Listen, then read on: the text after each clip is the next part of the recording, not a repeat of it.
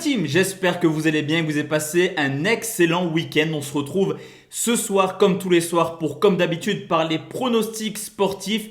Et encore une fois, comme tous les jours depuis maintenant quasiment un mois, et encore une fois des rencontres extrêmement intéressantes. Demain on ira en Espagne mais également en Angleterre où on joue encore une fois en Première Ligue. Vous avez été nombreux à parler régulièrement depuis maintenant quelques mois d'indices de confiance. Alors concernant la chaîne, tous les pronostics que je donne, je les sens bien tous. Sinon forcément, je ne les donnerai pas. Cependant, à partir d'aujourd'hui, en gros, l'ordre se fera selon le pronostic. C'est-à-dire que le premier pronostic que je donnerai dans la vidéo sera la plus grosse confiance et ainsi de suite. Le dernier, j'ai quand même une confiance dessus, mais en tout cas, c'est le pronostic que je sens entre guillemets le moins sur la journée du lendemain.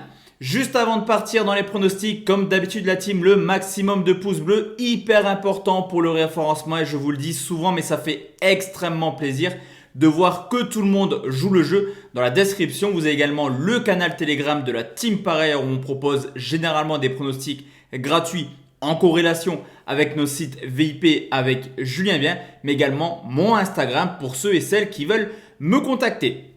On va également faire le bilan de ce qui s'est passé hier ce dimanche. 3 pronostics spécial Serie S. Ça avait mal commencé à l'AS Rome. On avait pronostiqué une double chance buteur Lukaku ou Mkhitaryan. Il y a eu 4 buts, un match prolifique comme convenu. Cependant, ni Lukaku, ni Martinez, ni Dzeko, ni Mkhitaryan ont marqué. Ça arrive. Le principal, c'est qu'on valide les 2 autres pronostics. Victoire de la Lazio sereinement sur le terrain de Parme sur le score de 2-0. Également, les 2 équipes marquent avec un peu plus de chance, je vous l'accorde, mais le pronostic passe. Les 2 équipes marquent entre la Juve et Sassuolo. Score final 3-1 pour la Juventus. Pour demain, je vous l'ai dit la team, on va partir sur 3 pronostics et direction tout de suite l'Espagne pour la grosse confiance de la journée. C'est l'Atlético Madrid qui reçoit le FC Séville. Match en retard de la première journée de Liga entre le premier et le 6e, une équipe de Madrid qui a 3 matchs de moins que le Barça et le Real et qui se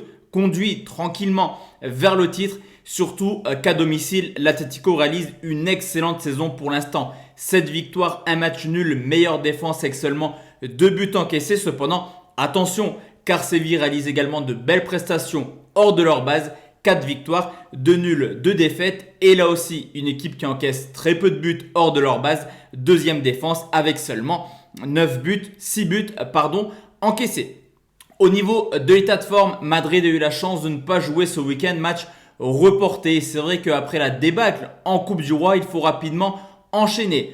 Eux qui après la défaite contre le Real Madrid en Liga restent sur une excellente série de 4 victoires de suite. Mais attention car là aussi Séville est plutôt en forme actuellement. Eux aussi défaits à domicile contre le Real Madrid enchaînent les belles prestations. 6 matchs sans défaite, dans une très belle victoire ce week-end, 3-2 à domicile contre le Real Sociedad. Historiquement, pour retrouver trace d'une victoire du FC Séville à l'Atlético, il faut remonter en 2008 où Séville s'est imposé à l'extérieur. Cependant, même si l'Atlético est invaincu depuis maintenant 10 ans à domicile en Liga contre Séville, sur les 5 dernières confrontations, 2 victoires pour l'Atlético Madrid, 3 matchs nuls, Séville est capable de venir chercher le point du match nul à Madrid. Je vais sécuriser mon pronostic et partir sur un match nul remboursé si l'Atlético s'impose à domicile. C'est coté à 1,66. Deuxième pronostic, la team on va aller en Angleterre, c'est Wolverhampton qui reçoit Everton, la 18e journée entre le 13e et le 7e. Wolverhampton qui fait une saison plutôt moyenne à domicile avec 12 points pris en 8 matchs, mais c'est tout de même l'une des équipes les plus prolifiques à domicile. Du côté d'Everton qui a de réelles ambitions cette année d'aller en Ligue des Champions. Le parcours à l'extérieur est tout simplement excellent. 5 victoires en 8 matchs, 4e défense avec seulement 8 buts encaissés. Du côté de Wolverhampton, il reste sur une très mauvaise série de 4 matchs de suite sans victoire en Première Ligue. D'ailleurs, sur les 10 dernières rencontres, on constate que Wolverhampton s'est imposé seulement 2 fois contre Chelsea et Arsenal, 2 équipes qui étaient en grande difficulté lorsqu'ils jouaient Wolverhampton. Pour également retrouver trace d'un match sans encaisser de but, il faut remonter à il y a longtemps. Les 10 dernières rencontres ont toujours vu les Wolves encaisser au moins un but. Du côté d'Everton, certes, il reste sur une défaite contre West Ham, mais après une très belle série de 5 matchs sans défaite. Et on peut également constater qu'à l'extérieur, il faut remonter au mois de novembre à Newcastle pour constater une défaite. Entre deux, Leicester a également perdu à domicile contre justement Everton. Historiquement, on peut clairement constater que les rencontres sont souvent équilibrées sur les 6 dernières confrontations. Tout de même, 3 matchs nuls, et même si Wolverhampton s'est imposé 3-0 l'année dernière à domicile, cette année, pas mal de blessés du côté de Wolverhampton. Je pense à Jiménez, mais également à Podence. Sur les 18 buts inscrits par Wolverhampton cette année, ces deux joueurs ont tout de même inscrit 7 buts. Sur ce coup, je trouve également que les cotes sont un petit peu disproportionnées. Pour moi, Everton est légèrement favori du côté de Wolverhampton. Et c'est la raison pour laquelle je vais partir sur Everton ou nul, tout de même coté à 1,57. Et enfin la team, le dernier pronostic, on reste en Angleterre et c'est Burnley qui reçoit Manchester United, le 16e qui reçoit le 2e. Cependant, attention, Burnley est plutôt à l'aise à domicile, 3 victoires, 1 nul pour seulement 3 défaites. Une équipe qui joue avec un bloc extrêmement bas et ça se ressent dans les résultats. 19e attaque avec seulement 5 buts marqués. A contrario, meilleure défense, ça paraît bizarre mais c'est la réalité, avec seulement 7 buts encaissés.